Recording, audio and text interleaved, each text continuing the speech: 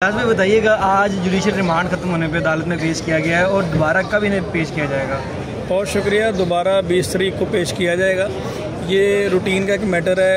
हर 14 दिन के बाद जुडिशल रिमांड जो है वो एक्सटेंड होता है। तो पिछली दफ़ा 22 तारीख को पेश किया गया था, अब 14 दिन पूरे हुए तो आज 6 अक्टूबर को पेश किया गया है। तो अब 20 तारीख को अगली दफ़ा पेश किया जाएगा। ज़िया भाई मुझे बताइएगा, फयाज़ भाई चलान के हवाले से क्या खबरें हैं? कब तक अभी तक जमा करवा दिया गया है या आपसे कोई कॉपी वगैरह आपको मिली है इस हवाले से? नहीं, अभी हमें कॉपी वगैरह नहीं मिली। एक्सपेक्टेड है कि 1-2 दिन में शायद इस हवाले से कोई पेशरफ्त हो, लेकिन अभी हमें उसकी कॉपी नहीं रिसीव हुई है। चलान के हवाले से कुछ चीज़ें आपके ज़हन में चल रही हों?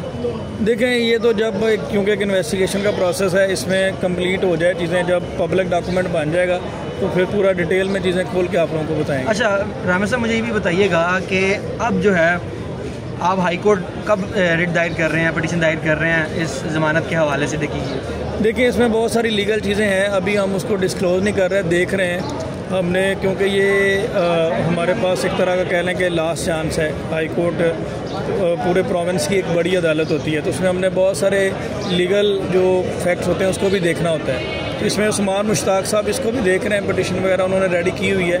ये उन पर डिपेंड करता है कि वो कब बेहतर समझते हैं, कब इसको फाइल करते हैं। और आप समझते हैं कि सेशन कोर्ट में जो बेल एप्लीकेशन है ज़मानत की वो खारिज हुई, वो किस बिना पे हुई है? देखें, उससे हमें बड़ा मायूस किया। उसमें उस्मान मुश्ताक साहब ने तकरीबन 45 मिनट्स के आर्गूमेंट्स दिए और उसमें कोई एक भी आर्गूमेंट कोर्ट की जो ऑर्डर है उसमें मेंशन नहीं किया गया।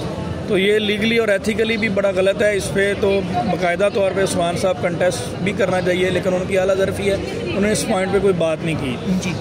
जब कोई एडवोकेट अपने आर्गूमेंट प्रेजेंट करता है तो कोर्ट बाउंड है इस चीज़ की कि कम से कम उन्हें ऑन रिकॉर्ड तो लेकर आए।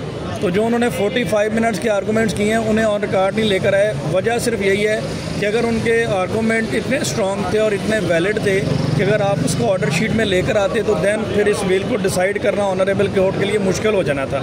उन्होंने अपने उस हेस्टी मैनर में दिए गए डिसीजन को जस्टिफाई करने के लिए जो है वो उनके आर्गूमेंट मेंशन उसमें नहीं किए और एक रूटीन मैटर में 1 पेज का ऑर्डर किया है जो कि जिसकी कोई बेस नहीं बनती। और उसमें अखलाकियात, शरीयत और इस तरह की चीज़ों को डिस्कस किया गया जिसके लिए फेडरल शरीयत कोर्ट मौजूद है। इन अदालतों ने कानून के मुताबिक चलना होता है, लीगली उसमें कोई चीज़ ऐसी नहीं। अच्छा, मुझे आज के दिन के हवाले से बताइएगा कि अभी आपकी लड़की से मुलाकात भी हुई है, किस तरह क्या उनका नेचर था आज? ठीक थे? कैसी तबीयत उनकी आज?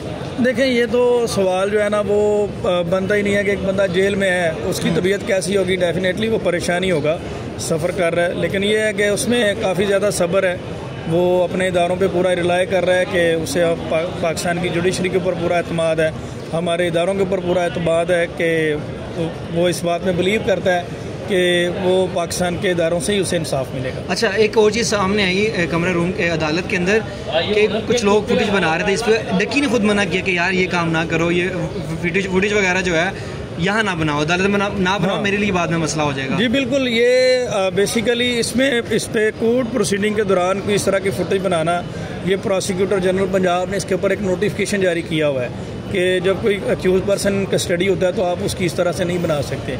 तो वो डेफिनेटली जो जेल रूल्स हैं उसकी भी वायलेशन है। तो इसलिए उन्होंने कहा कि मेरे लिए कोई, क्योंकि वो ऑलरेडी सफ़र कर रहे हैं, पूरी फैमिली सफ़र कर रही है, तो इसलिए उन्होंने कहा कि मेरे लिए मज़ीद कोई मुश्किल इस पॉइंट पे ना बने।